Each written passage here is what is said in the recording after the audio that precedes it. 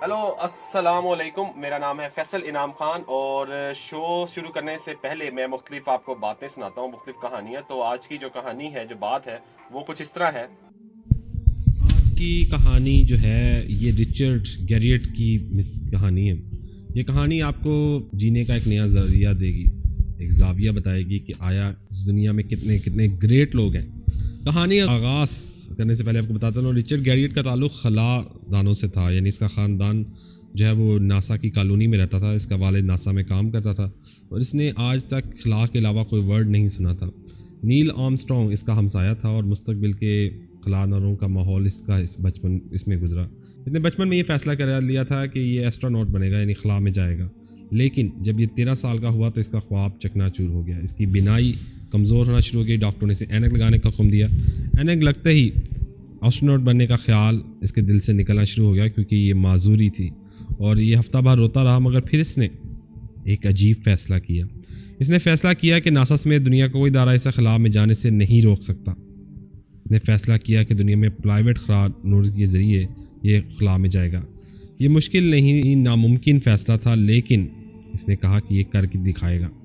اس کی وجہ یہ ہے کہ ناسا کا اربوں ڈالروں کا بجٹ ہوتا ہے اور یہ بجٹ پرائیویٹ کمپنیوں کے لیے ممکن ہی نہیں. لیکن بہرحال کہانی کو آگے بڑھاتے ہیں کہ اس میں تھوڑی سی تبدیلی آئی. اس کا والد سے روزانہ ناسا سے ہونے والی ریسرچ لا کر دے دیتا.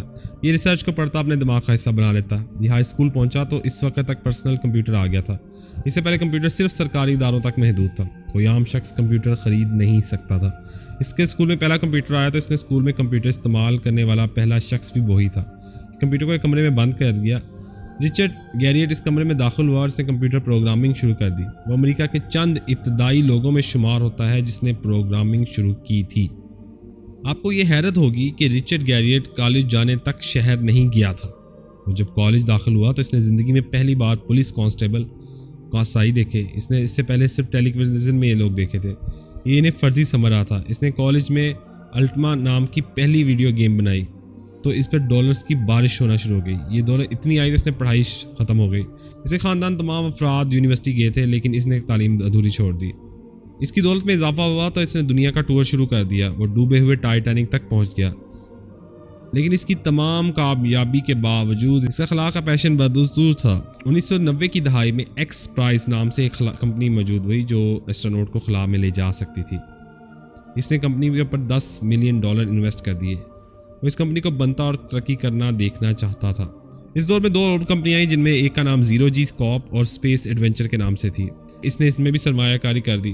اس وقت امریکہ میں پرائیویٹ شٹل کو خلا میں جانے کا اجازت سے انکار کر دیا. رچرڈ گیریٹ نے اسپیس ایڈونچر کو روس بھجوا دیا. روس کی پرائیویٹ شٹل لانچ کرنے کی اجازت دینے کے لیے قائل کرتا رہا اور 1 سال روس میں رہا. تیاری ہوئی تو اس کا پہلا ٹکٹ خریدنے کے لیے اپنی ساری کمپنیاں، سارے اثاثے بیچ دی. اس کا پہلا ٹکٹ شٹل خرید لیا. لیکن آپ اس کی بدنصیبی دیکھیے کہ پرائیویٹ شٹل خلا میں جانے سے پہلے 9/11 ہوا اور امریکہ کی اسٹاک ایکسچینج مارکیٹ کریش کر گئی. وہ بری طرح مالیاتی بحران کا شکار ہو گیا.